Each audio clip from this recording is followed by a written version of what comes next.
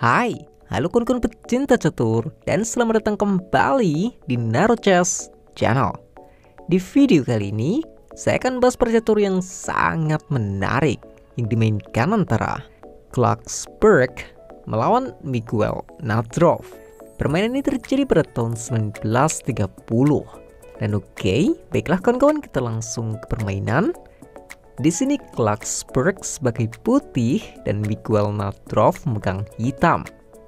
Permainan dimulai dengan D4 dan pion ke F5, pertahanan Belanda guys. Ya pion ke C4 dan baru kuda keluar ke F6. Balasnya sama, kuda ke C3, lalu pion dibuka ke E6. Ya ini masih pembukaan yang normal. Kuda ke F3. Nah, akhirnya baru ada tantangan dari pion ke D5. Ya, tapi ini hanya diabaikan saja dengan pion ke E3.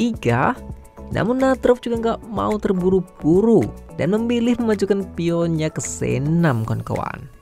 Ya, ini masih sangat membosankan.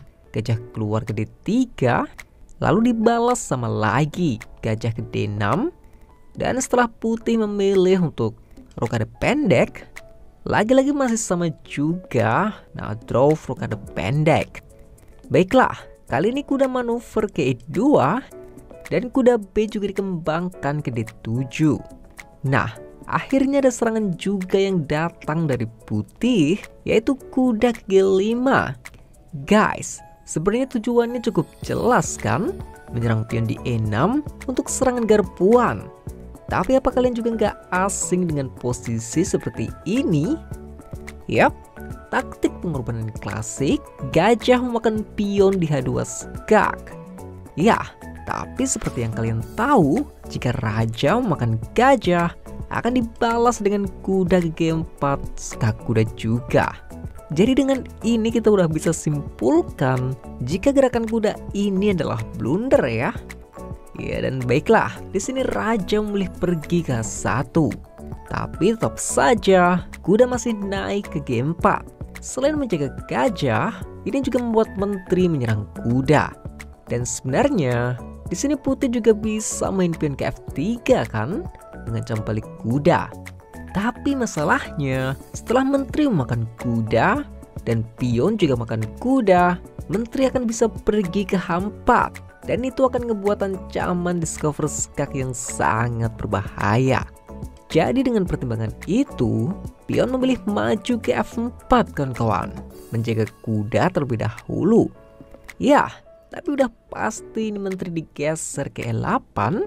Ya meskipun tujuannya jelas banget dia akan ke H5, tapi ini sah-sah aja kan, karena emang gak ada yang bisa mencegah itu. Nah, di sisi lain, karena putih udah tahu akan ancamannya, dia coba antisipasi dulu dengan pion ke G3. Setelah menteri pergi ke H5, tentu saja raja juga langsung naik ke G2. Selain melarikan raja, ini juga persiapan benteng ke H1 untuk memaku gajah pada menteri. Nah, untuk itu gerakan bagus seperti kuda D ke F6 menjadi perlu dipertimbangkan lagi. Dan untungnya gerakan yang gak kalah bagus dimainkan. Gajah dikorbankan ke G1 kan kawan. Wow, ini sekarang putih yang harus berhati-hati kan? Karena jika benteng atau raja memakan gajah, udah pasti menteri akan pergi ke H2 skak, diikuti menteri ke F2 skak mat jika benteng yang makan. Atau misal ini dibiarkan saja, ya tetap menteri ke H2 skak, paksa raja ke F3, dan menteri masih ke H1 skak mat. Jadi ini seperti nggak ada pilihan lain kawan-kawan, selain kuda makan gajah. Ya, ini masih jelas sama menteri pergi ke H2 skak, gerakan paksa raja naik ke F3, ini pun langsung disusul dengan pion ke E5. Tujuannya nggak main-main kan, skakmat dengan pion. Ya, ini sebenarnya mau dimakan dengan pion mana aja, jawabannya akan tetap sama. Masih pengorbanan kuda D makan balik pion skak. Dan lagi-lagi langkah paksa kan, pion harus menerima pengorbanan. Lalu tentu saja kuda kawannya juga memakan balik untuk skak. Ya, tapi sekarang raja masih bisa maju ke F4 dan itu pun masih terus dikejar dengan kuda G6 skak. Masih langkah paksa, raja harus balik lagi. Dan agar raja nggak bisa bolak-balik lagi, pion dimajukan ke F4 guys. Ini sebuah ide yang sangat cerdik ya. Ya karena kali ini jika pion dibiarkan atau dimakan balik dengan pion G, maka kuda E5 udah skakmat. Dan di partai aslinya, putih memilih makannya dengan pion E. Tapi sebentar kawan-kawan, jika yang jadi masalah sebenarnya adalah kuda, kenapa gajah nggak makan kuda saja kan? Oke, coba kita analisis. Yap, di sini jika gajah memakan kuda, apa kalian tahu gerakan terbaik buat hitam di posisi ini?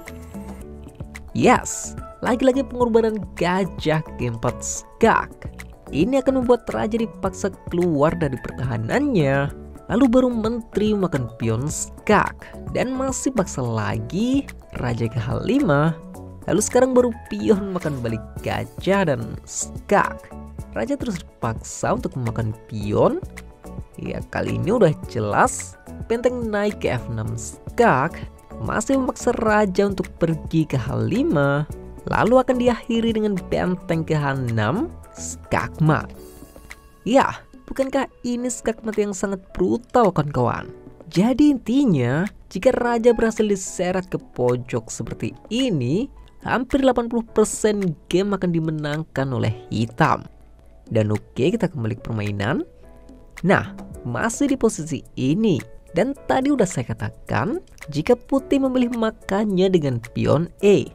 Oke, sekarang kita udah tahu ya, apa sebenarnya tujuan hitam di sini. Yap, tentu saja untuk menyeret raja ke pojok, dia masih korban gajah lagi ke G4 skak. Ya, sebenarnya di sini putih udah nggak ada harapan lagi, karena ya tinggal dua pilihan saja kan. Jika raja ke E3, tentu menteri akan hilang. Dan sangat terlihat para perwira putih belum siap menghadapi gempuran hitam. Jadi oleh karena itu, dia pasrah sekalian aja. Raja makan gajah. Masih saja pengorbanan kuda ke E5 skak. Lagi-lagi langkah paksa pion harus menerima pengorbanan. Dan tentu saja, sebuah penyelesaian yang sangat berkelas. Pion maju ke H5 dan skakmat. Wow, skakmat yang sangat-sangat keren kan?